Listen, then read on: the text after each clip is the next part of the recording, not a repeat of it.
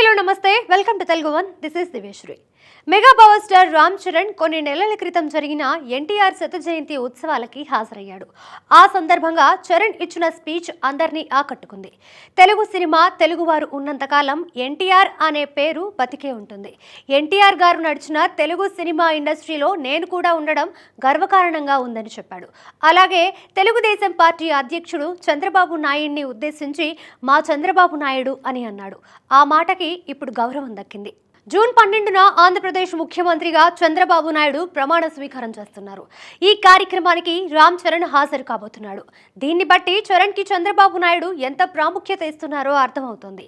అదే విధంగా చరణ్ ఏం మాట్లాడతాడో అనే ఆసక్తి కూడా అందరిలో ఉంది. చరణ్ బాబాయ్ పవన్ కళ్యాణ్ చంద్రబాబు నాయుడుతో కలిసి ఎన్నికల్లో పోటీ చేసి ఘన విజయం సాధించిన విషయం అందరికీ తెలిసిందే. ఒకే స్టేజ్ మీద బాబాయ్ అబ్బాయిని చూసి మెగా ఫ్యాన్స్ అయితే మురిసిపోవడం ఖాయం. చరణ్ ప్రస్తుతం గేమ్ చేంజర్ షూటింగ్ లో బిజీగా ఉన్నాడు. రాజమండ్రి పరిసర ప్రాంతాల్లో షూటింగ్ జరుగుతోంది. ఇక చంద్రబాబు ప్రమాణ స్వీకారోత్సవానికి చరణ్ హాజరవుతున్నాడనే న్యూస్ తో సినీ రాజకీయ వర్గాల్లో ఇంకో వ్యక్తి గురించి కూడా చర్చ నడుస్తోంది. అతనే యంగ్ టైగర్ ఎన్టీఆర్. మరి ఎన్టీఆర్ హాజరవుతున్నాడో లేదో చూడాలి.